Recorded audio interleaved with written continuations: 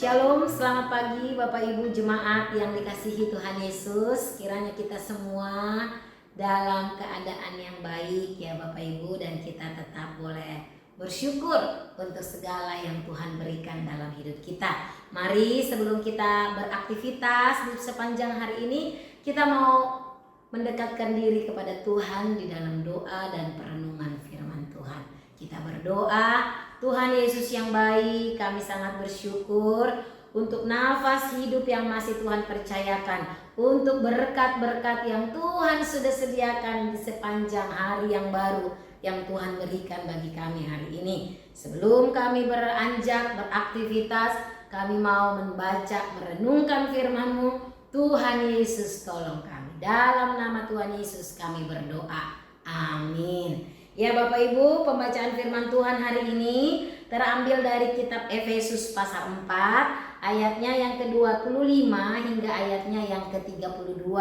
Namun saya hanya akan membaca beberapa ayat, demikian firman Tuhan.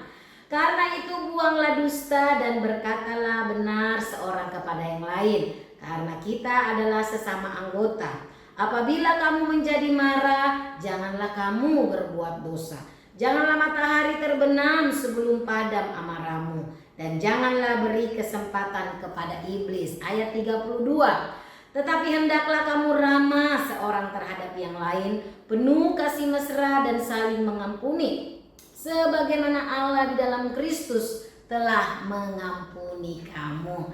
Ya Bapak Ibu, saudara-saudara, firman Tuhan ini yang kita baca merupakan nasihat praktis yang disampaikan oleh Rasul Paulus kepada jemaat yang ada di Efesus. Paulus mau mengingatkan mereka yang sudah mengalami anugerah keselamatan di dalam Tuhan. Mereka adalah ciptaan baru yang sudah ditebus, sudah diperbaharui di dalam Kristus Yesus. Oleh karena itu, hidup mereka harus berbeda dengan hidup mereka yang sebelumnya. Manusia lama itu Tuhan sudah tebus menjadi manusia yang baru, yang diperbaharui dan harus mengenakan manusia baru di dalam Kristus Yesus. Ada perubahan di dalam sikap, perbuatan, tutur kata yang nyata di dalam sesama mereka. Nah Bapak Ibu, tentu nasihat ini juga relevan untuk kita saat ini. Bagaimana kita sebagai tubuh Kristus harus menunjukkan sebuah perubahan sebagai orang-orang yang sudah diperbaharui di dalam Kristus Yesus. Di dalam yang pertama ini kita diingatkan bahwa kita harus hidup di dalam kejujuran dan kebenaran. Ketika ya, katakanlah ya. Jika tidak, katakanlah tidak. Jangan berdusta, tetapi belajar hidup jujur. Dan yang kedua dikatakan bisa mengendalikan emosi, ya, bisa mengendalikan emosi, ya, tidak marah yang akhirnya kita berbuat dosa. Bapak Ibu, terkait dengan marah, tentu ini sesuatu yang bisa terjadi, yang kita lakukan saben hari di dalam kehidupan kita. Bukan tidak boleh marah, bukan tidak bisa marah. Tetapi mari kita belajar, ketika kita marah pun kita tetap bisa mengendalikan diri. Marah dengan tepat, marah dengan benar bisa. Tetapi ketika kita marah, ini yang harus menjadi pengingat. Ya, dikatakan jangan berikan kesempatan kepada iblis. Karena ketika kita dikuasai oleh amarah, emosi yang tidak terkontrol, maka itu menjadi sebuah dendam, sebuah kebencian, sebuah kepahitan yang tidak berkenan di hadapan Tuhan. Dan yang ketiga, harusnya ada perubahan, kita kenakan manusia baru, yaitu kita hidup menjadi berkat bagi orang lain. Dari mencuri dikatakan jangan dia mencuri lagi tapi bekerja, bahkan akhirnya bisa memberi. Dari perkataan kotor menjadi perkataan yang membangun.